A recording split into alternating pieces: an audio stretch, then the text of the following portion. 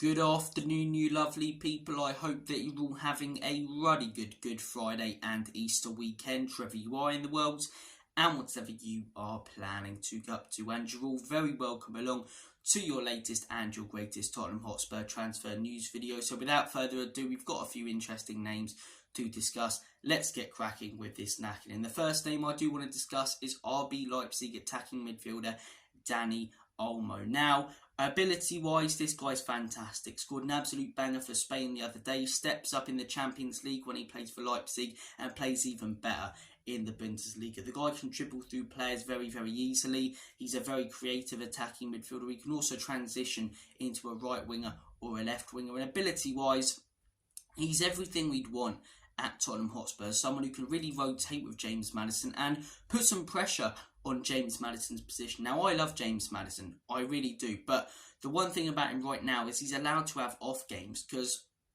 who's really going to challenge him for his position? Lo Celso, someone who's even more inconsistent than he is. You know, I really like James Maddison. I think ability-wise he's phenomenal, he's Premier League proven, and if he can stay injury-free next season, we've got a real chance of achieving stuff, of winning trophies. But as I say, he is quite injury prone, and you want to bring in someone, as I say, who, if James Maddison is injured, can come in with some real ability and not see a massive drop-off, or not even risk a drop-off. Dani Olmo is quite a consistent player as well. I really like the guy.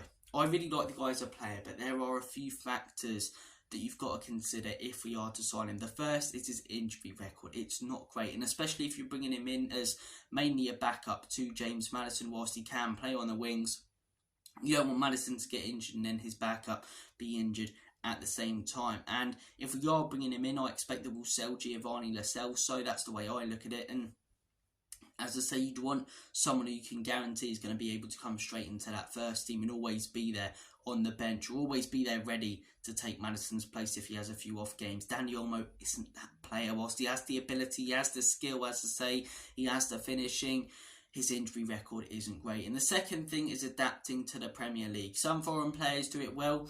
A lot of them really, really struggle. It's a huge step up. It's a very, very different kind of league. And especially for a Spanish player playing in Germany, coming to the Premier League, the physicality of it, as I say, he may struggle a little bit. He may struggle. He's not a big, bulky lad. He's quite skillful. Not necessarily skinny, but you know, a similar type of build to a Giovanni Lo Celso. So, look, a lot of players have come from you know, Spain and Germany and excelled in the Premier League, but others, a perfect example is Timo Werner playing for us right now, have really, really struggled. So Dani Olmo, for me, as I say, I'm not going to say no, you know, I don't want the guy, but I do think there are better options out there if we're looking for someone who can rotate with James Maddison. For me, someone who could be really good, Jack Grealish.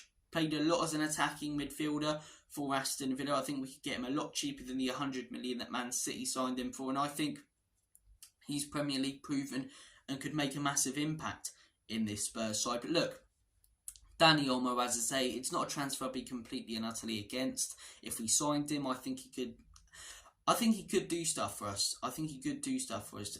As I say, if he stays fit, him and Maddison, as I say, that attacking midfielder position is sorted for the next few years. But it's a big if, because both are quite injury prone. And as I say, for me, if we sign him, Bob's your uncle. If we don't, I'm not going to lose any sleep over it, if you know what I mean. But look, the next name I do want to discuss also comes from Germany. I don't want to pronounce his name wrong and offend anyone, but I believe it's Marmoush, who plays for Eintracht Frankfurt.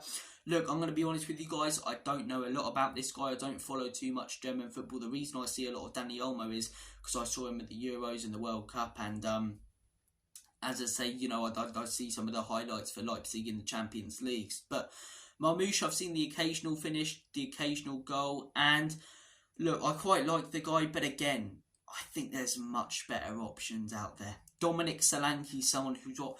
I've raved on about Dominic Solanke for ages. I see some Spurs YouTubers saying they don't want him. I don't know why. He's Premier League proven. He's banged in, 12 goals for Bournemouth?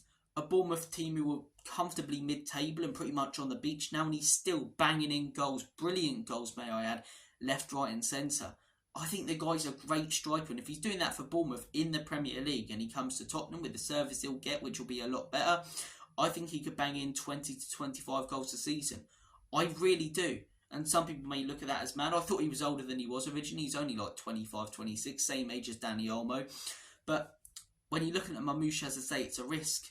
He's not your top scorer in Germany. Whilst he is banging in a fair few, he's playing for a team that are sort of mid-table over there. He's got to adapt to the league. He's only, as I say, just sort of, I'm not going to say rose to fame, but popped out and broken on the scene and whatever. He hasn't been the name that's been bandied around for years, put it that way, whereas Dominic Solanke's been around for a fair bit of time and has consistently shown quality in the Premier League. So look, Dominic Solanke, someone I'd go for, a little bit more expensive, but if we're serious about contending for league titles and with the big boys over the next few years, Alexander Isak, Premier League proven, brilliant abroad, brilliant in the Premier League. As I say, that guy's top quality. That guy is top quality, and if we would sign him, what a team we'd have next season. What a team we'd have next season. But look, as I say again, someone who I don't know too much about him, and I'm not going to just go, oh, I don't want the guy whatsoever, because I saw an article the other day about Spurs signing different players, and I spoke to Stelios, as I say, from Tottenham away. Really, really good guy, great channel, and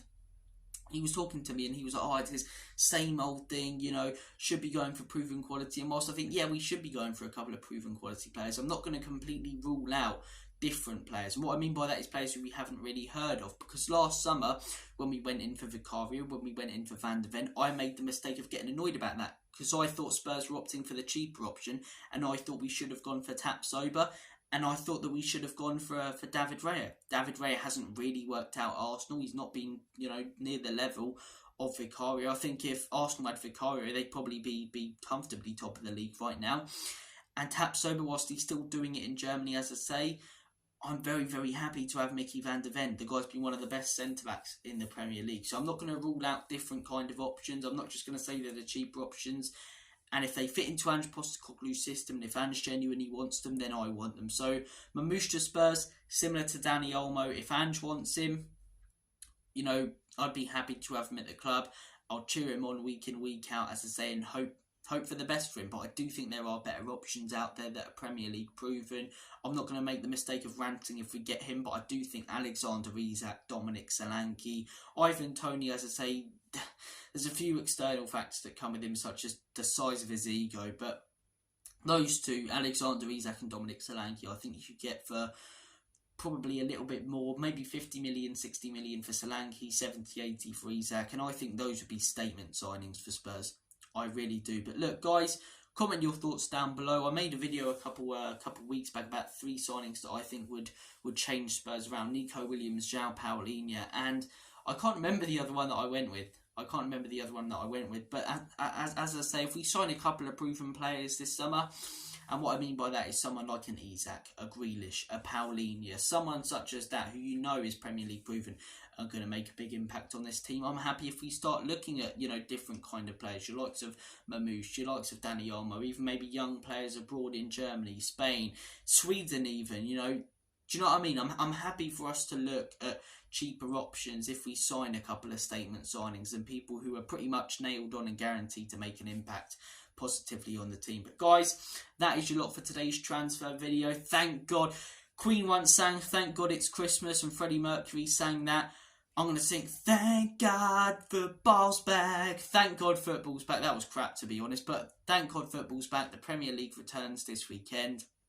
Spurs are in action tomorrow. We'll have a match reaction out tomorrow, debrief on Sunday. I will be on a few shows this weekend. Tottenham away tonight, 5 PM, and on Monday on Scarfy Spurs Talk. I may be going on Spurs Kings on Saturday as well, so keep your eyes peeled. I'm here, there, I'm everywhere, like Shadow from Only Fools and Horses. But guys, you're all bloody legends. Whatever you're planning to get up to, as I say, have a fantastic Easter weekend. Spend it with your loved ones, and as always, Call New Spurs.